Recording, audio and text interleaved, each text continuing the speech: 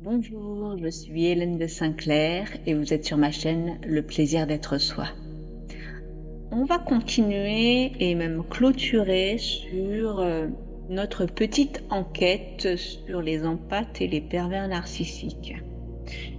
Vous avez vu que ce n'est pas aussi simple que cela ne paraît, donc c'est extrêmement dangereux de mettre des étiquettes et je vais aller beaucoup plus en profondeur. Donc on a vu que certaines personnes ressentent tout, d'autres manipulent tout, mais parfois la frontière est plus fine qu'on ne le croit. En fait, il n'existe pas deux catégories de personnes. C'est important à comprendre ça. Mais c'est seulement des structures psychiques à différents niveaux d'intégration et de conscience. Ce qui compte, ce n'est pas de se classer, de mettre des étiquettes, d'accord? C'est très dangereux ça. Mais plutôt de comprendre où l'on se situe et comment rester cohérent avec soi-même.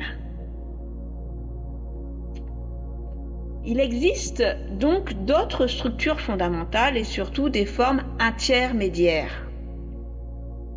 L'empathe et le pervers narcissique ne sont que deux pôles extrêmes, on va dire, et pas toute la carte. Et donc là, on va aller survoler la cartographie fondamentale des structures.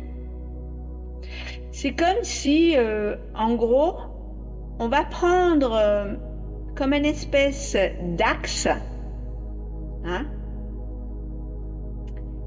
et on va avoir un axe horizontal où d'un côté, à l'extrême gauche par exemple, on a l'empathe, une grosse zone intermédiaire au milieu, et complètement à droite, on va voir ce qu'on appelle le pervers narcissique. Et on va aller voir en fait les nuances. Donc ça, c'est notre axe horizontal. Et on va voir un espèce d'axe vertical qui va nous parler de l'intégration de la conscience. Et plus cet axe vertical est bas, on a une conscience et une intégration faible, et plus bien sûr il est haut, plus on a une intégration et une conscience élevée. Il s'agit vraiment d'aller voir toutes ces nuances là au lieu de vouloir mettre dans des cases. Chaque profil se positionne finalement selon sa capacité à ressentir et à intégrer l'ombre, sa capacité à gérer son ego et les interactions, et en fait tous les filtres, et son rapport au contrôle et à l'empathie. Ce qui va faire que l'axe va bouger, va pivoter. C'est important de pouvoir avoir cette approche-là. Comme ça, on évite de poser des étiquettes.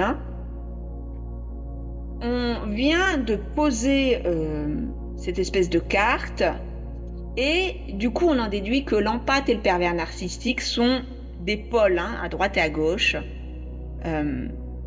Et l'empathe a une structure orientée vers le lien, la résonance, l'intégration.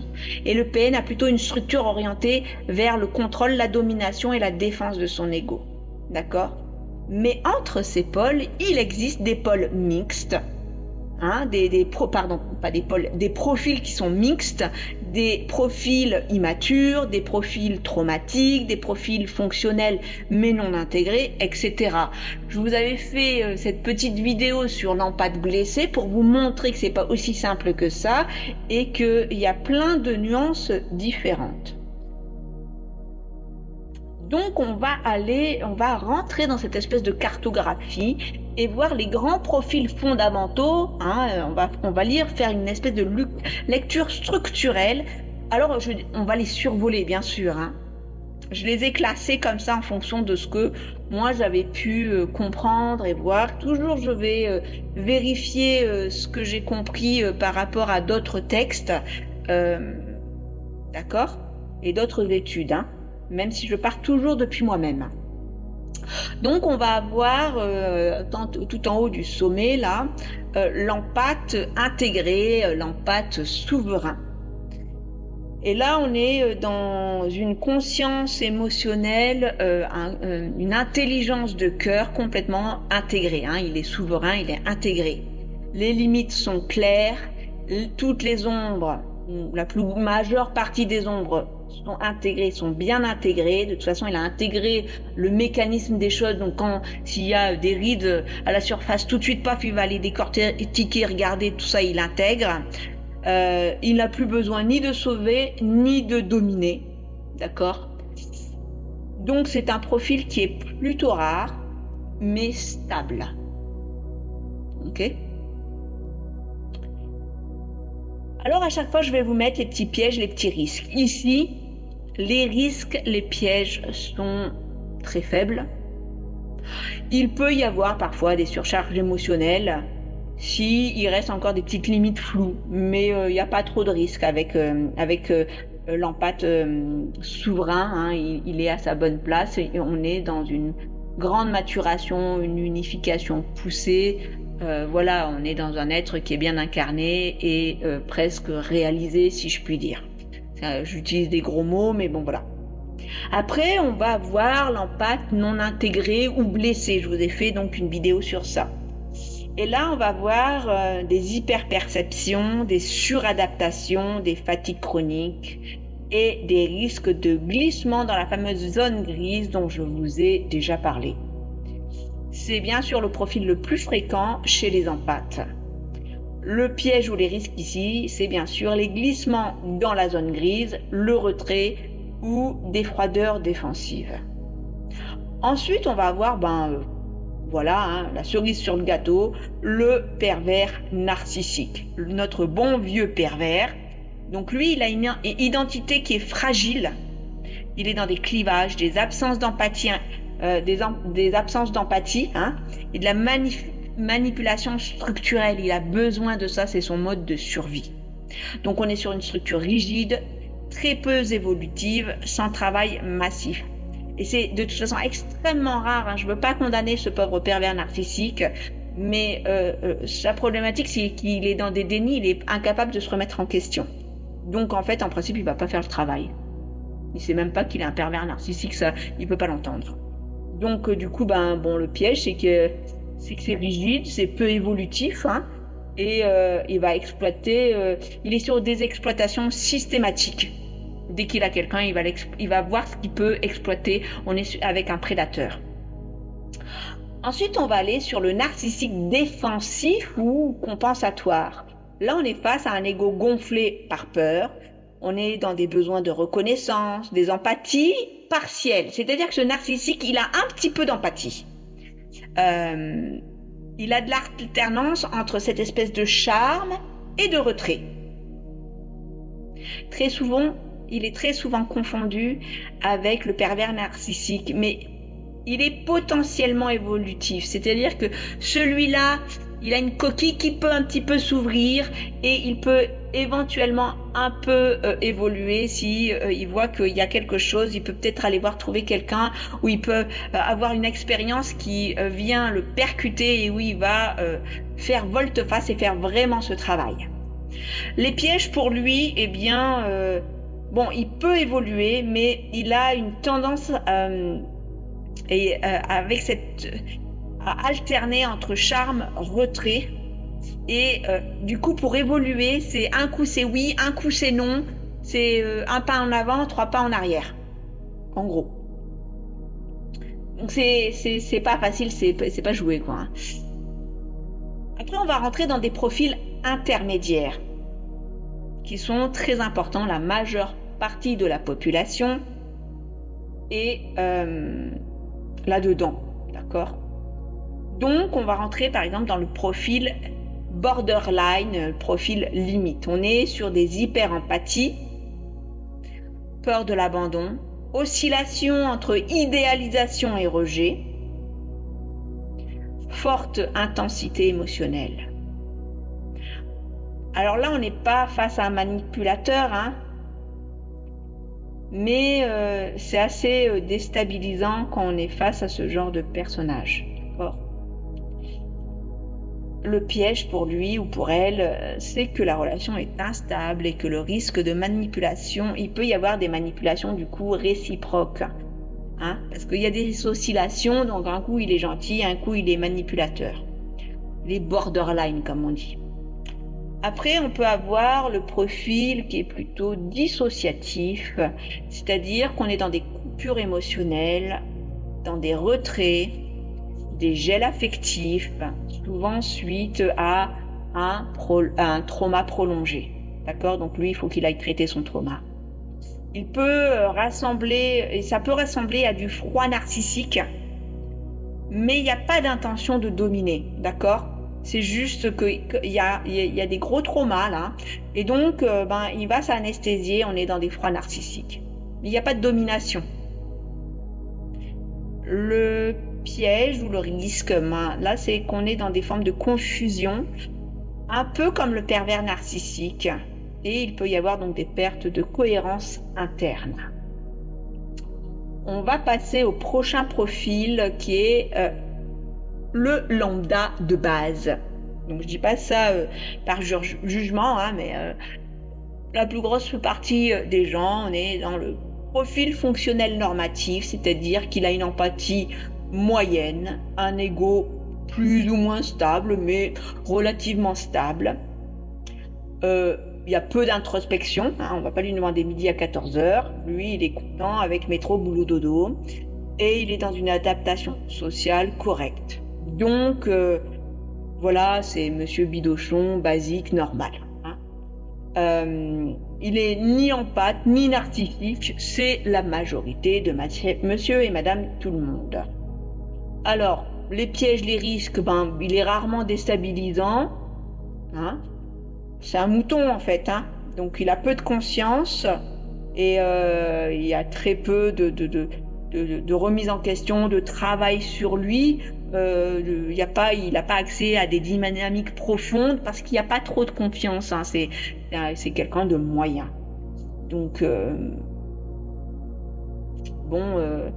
voilà quoi. Là, je viens de donner des grandes lignes sur les profils fondamentaux principaux. Le vrai danger, en fait, alors bon, c'est important en fait. Je reviens en arrière, excusez-moi. C'est important de mettre cette carte. Je dirais même c'est essentiel parce que encore une fois, les gens ils vont tout de suite mettre dans des cases. C'est pas aussi simple que ça. Il y a vraiment des nuances. Et donc le vrai danger, ce n'est pas de ne pas savoir, c'est de mettre tout le monde dans des cases. C'est ce que je vous dis là. C'est pour ça que souvent j'entends parler des gens ou des clients qui disent oui, je suis tombée sur un pervers narcissique ou mon mari c'est un pervers narcissique. Non ma chérie, ton mari c'est pas un pervers narcissique, c'est quelqu'un qui a été blessé ou qui a eu un gros trauma et donc il fait comme il peut, il se défend, il se protège. Donc tout de suite, on va chercher midi à 14h, alors que il s'agit pas forcément du pervers narcissique. Parce que croyez-moi, quand vous tombez sur un vrai pervers narcissique, c'est quelque chose. Je peux vous dire que c'est croustillant. Donc, et là, je vous dirais, m'aidez, prenez vos jambes à votre cou. Et vraiment, je ne souhaite à personne de tomber sur un vrai pervers narcissique parce que ces gens, c'est pathologique en fait. C'est vraiment dangereux. Là, on va rentrer dans des extrêmes. Vraiment, on peut avoir des violences conjugales extrêmes, mais avec quelqu'un qui va retourner tout le temps et va redevenir charmant. Il y a vraiment des manipulations psychiques profondes là. Donc, c'est un destructeur, le pervers narcissique. Le vrai pervers narcissique, il détruit. Donc, faut faire attention avec les mots qu'on utilise.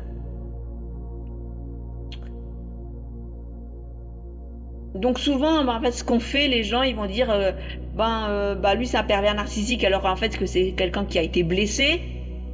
Ils vont se croire en pâte alors qu'en fait ils sont dissociés. Ils vont confondre la protection et la perversion.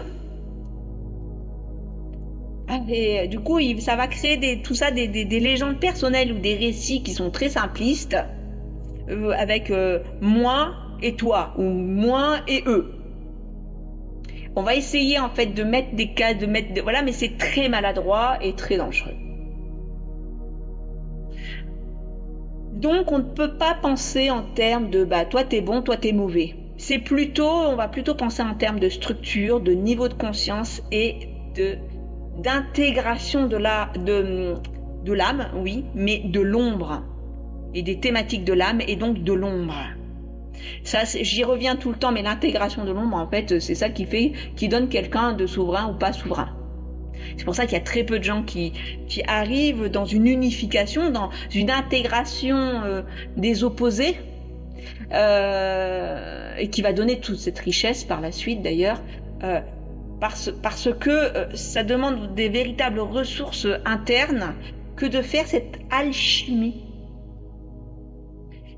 Et en fait, il y faut pas, il y a aucun, faut pas aller chercher midi à 14h, j'allais dire, mais c'est surtout que le chemin, qu'on le veuille ou non, c'est pour une unification, il faut aller mettre les pieds là où ça pue. Hein.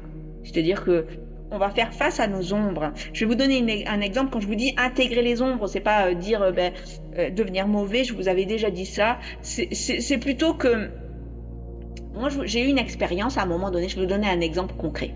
J'ai eu une expérience à un moment donné avec quelqu'un de ma famille, quelqu'un de très proche, que c'est quelqu'un de ma famille, donc je l'aime. C'est normal, hein, les gens de votre famille, normalement on les aime, même si on a des affinités ou pas d'affinités, on les aime quand même, parce que c'est quelqu'un de notre famille. Et cette personne s'est comportée, on va dire, très mal. Hein. Les gens autour de moi, mes amis et même d'autres personnes de ma famille ont été extrêmement choqués par le comportement de cette personne. Et j'ai été profondément, j'ai pas compris, j'ai été profondément blessée, mais c'est arrivé à un tel point que ça a généré chez moi de la haine. Et la haine, c'est pas un petit sentiment, hein, de la haine. Je l'ai haï, je l'ai détesté à un point que je voulais l'annihiler, je voulais le détruire. Et là, je me suis dit, wow, Hélène, là, ça va loin quand même, hein, ma cocotte.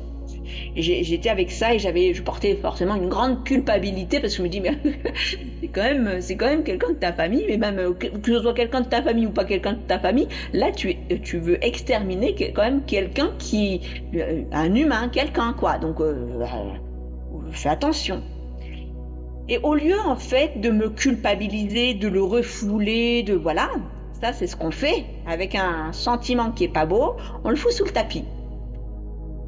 J'ai dit d'accord, je l'ai accueilli, je l'ai conscientisé.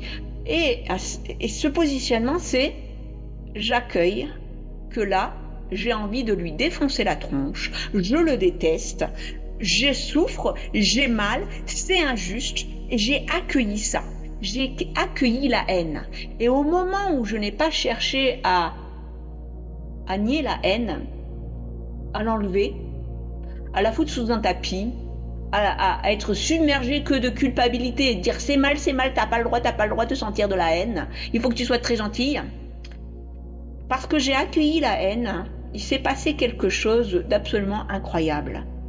Et franchement, jamais j'aurais pu imaginer ressentir ça.